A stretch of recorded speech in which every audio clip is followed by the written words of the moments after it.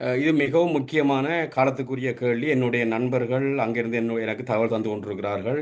உங்களுக்கு தெரியும், வடக்கு கிழக்கு இது பருவப்பெயர்ச்சி காலம். வடகிழக்கு பருவப்பெயர்ச்சியில் மழை பொழியிற காலம். இப்பொழுது மலைநாட்டு தண்ணீரும் கூடுதலாக வந்து சேர்ந்தபடியால், திடீரென்று வந்தபடியால் அது பாதிப்புகள் இருக்குது. ஆனால் ஒவ்வொரு ஒவ்வொரு பிரதேசத்திலையும் அந்த பாதிப்புகள் வித்தியாசமாக இருக்கின்றன. சில கிராமங்கள், பள்ள கிராமங்கள் நீர்களை மூழ்கி இருக்கின்றன, ஏனைய கிராமங்கள் மூழ்கவில்லை.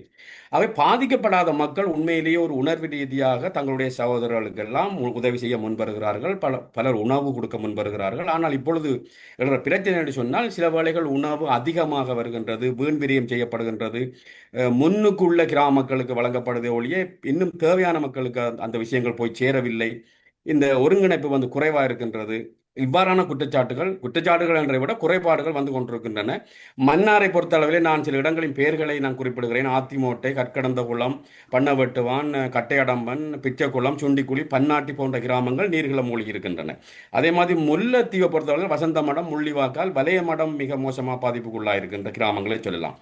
திருமலையில் வந்து மூதூர் பிரதேசம்தான் மிக மோசமான பாதிப்புகளை எதிர்கொண்டிருக்கின்றது. கொண்டிருக்கின்றது. ஆகவே அதே இப்பொழுது போன்று மக்கள் எதிர்கொள்கிற பிரச்சனை வந்து மன்னார் உடல் உணவு பகுதியில் தான் தேவைப்படுது. மன்னார் பகுதியிலே பல கிராமங்கள் வெள்ளத்தின் பின்னர் கூட குடிநீர் நெருக்கடி ஏற்படக்கூடிய கிராமங்களாக இருக்கின்றது.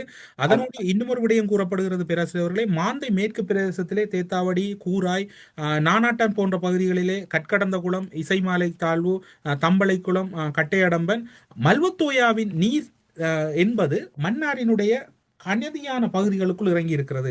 மன்னாரின் மேட்டு நிலம் மட்டும்தான் அந்த பகுதியில் விதிவிலக்காக இருக்கின்றது. இந்த குடிநீர் இனி வரப்போகின்ற நாட்களில் அவர்களுக்கு ஒரு பெரும் சவாலாக மாறப்போகிறது கூறுகிறார்கள். அது தொடர்பில் என்ன நினைக்கிறீர்கள்? உண்மை என்னென்னு சொன்னால், உங்களுக்கு தெரியும், கட்டுக்கரை குளத்திலிருந்து மேலதிகமான நீர் திறக்கப்பட்டிருக்கும். ஆகவே அந்த அந்த பள்ளப்பகுதியில் இருக்கிற அத்தனை கிராமங்கள்லையும் கிணற்று நீர்கள் வந்து உங்களுக்கு தெரியும், நீ பயன்படுத்த முடியாத கட்டத்துக்கு போயிருக்க வேண்டாம். எல்லா கழிவு நீரும் கிணத்தோட சேர்ந்திருக்கின்றது.